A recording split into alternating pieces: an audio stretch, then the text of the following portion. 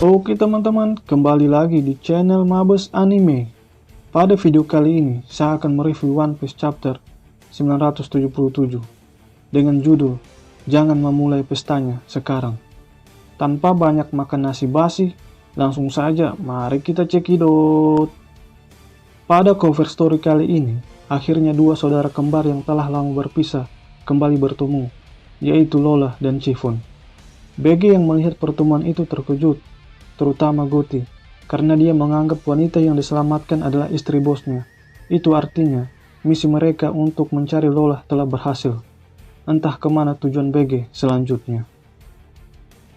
Para kru topi jerami terlihat sangat senang dan antusias menyambut kedatangan Jinbei sebagai juru kemudi kapal. Itu dapat dilihat dari reaksi mereka, khususnya Luffy, Nami, dan Carrot, yang secara spontan langsung memeluk Jinbei hingga membuat Sanji cemburu. Dan selanjutnya, Jinbei menjelaskan mengapa ia terlambat bergabung, karena harus mengantar kru bajak laut Matahari yang terluka, dan mengadakan pesta perpisahan, merelakan Jinbei yang bergabung dengan bajak laut Mugiwara. Dan seketika itu pula Nami dan Chopper memuji kehebatan dan keahlian mengemudi Jinbei di depan Franky, yang notabene-nya merupakan pembuat kapal Tosen Sunny.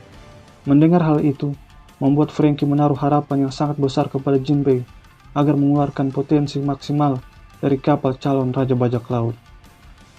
Kinemon, selaku pemimpin pasukan, ingin memastikan apakah Luffy memahami rencana pasukan aliansi sebelum memasuki pulau Onigashima.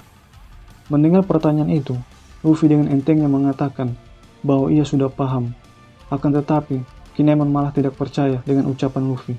Sebab Kinemon tahu karakter seorang Luffy bukanlah orang yang mudah mengerti dan mengikuti sebuah rencana yang telah dibuat sedemikian rupa. Lau yang sudah lama mengenal Luffy langsung menyela Kinemon bahwa tidak mungkin membahas strategi dengan mereka. Dan Sicilian langsung melompat ke kapal Lau untuk mendengar rencana pasukan aliansi sekaligus pemimpin pasukan suku Ming. Seperti bukan karakter Sicilian yang biasanya, yang cenderung berisik dan temperamental. Sedangkan dari kubu pasukan samurai diwakili oleh mantan bos Yakuza, Hyogoro Sang Bunga. Dan rapat strategi pun dimulai dengan diawali penjelasan wilayah geografi Pulau Onigashima yang dikelilingi pegunungan mirip dengan Pulau Dressrosa. Dan ternyata, tengkorak yang berada di tengah pulau tersebut bukanlah bangunan yang terbuat dari material khusus tertentu, karena tengkorak tersebut merupakan pegunungan yang di dalamnya terdapat sebuah istana dari Kaido. Berbekal denah bangunan, kediaman, kekuasaan, dan peristirahatan Kaido, terdapat dua jalan masuk ke pulau tersebut. Yang pertama, dari depan atau jalur pintu gerbang utama. Yang kedua, dari jalur belakang markas besar musuh. Lalu membagi dua tim untuk menuju jalan belakang, melalui jalan rahasia, dan langsung menyerang Kaido yang lagi minum es teler.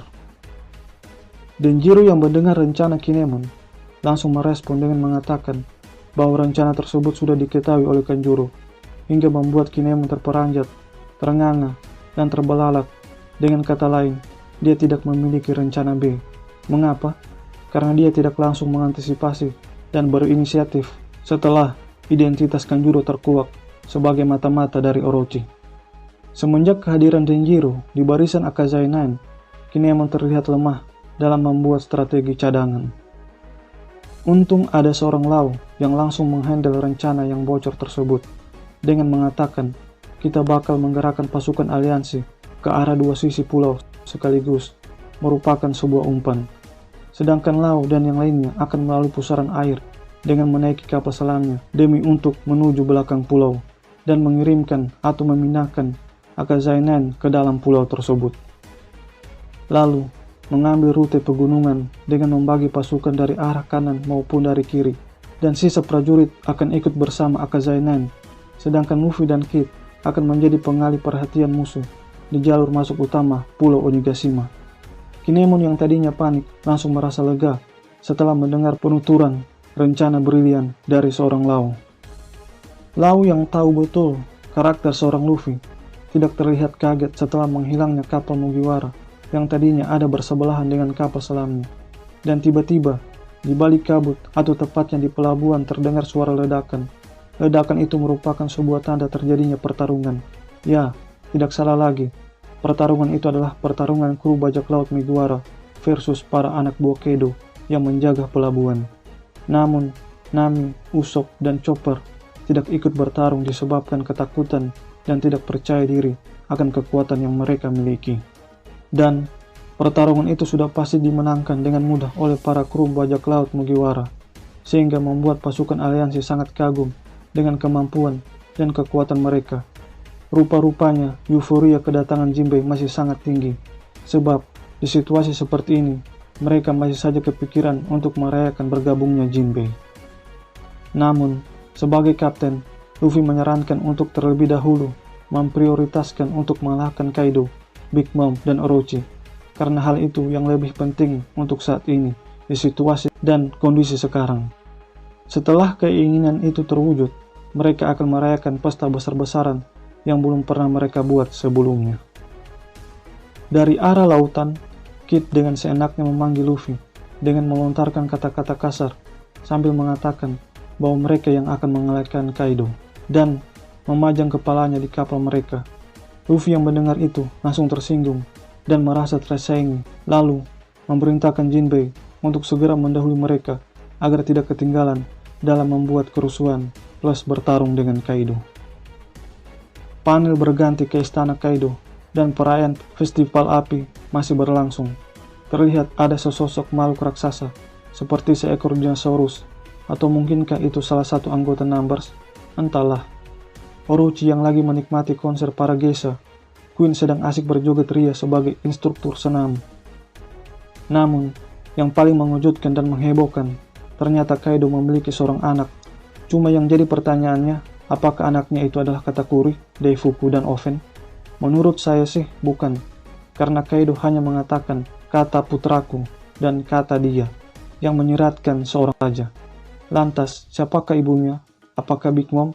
Bisa jadi, bisa juga tidak, karena tidak menutup kemungkinan bahwa anaknya tersebut selama ini dirawat dan tinggal bersama dengan Kaido. Dan terdapat 6 orang yang ingin bertemu dan menghadap dengan Kaido.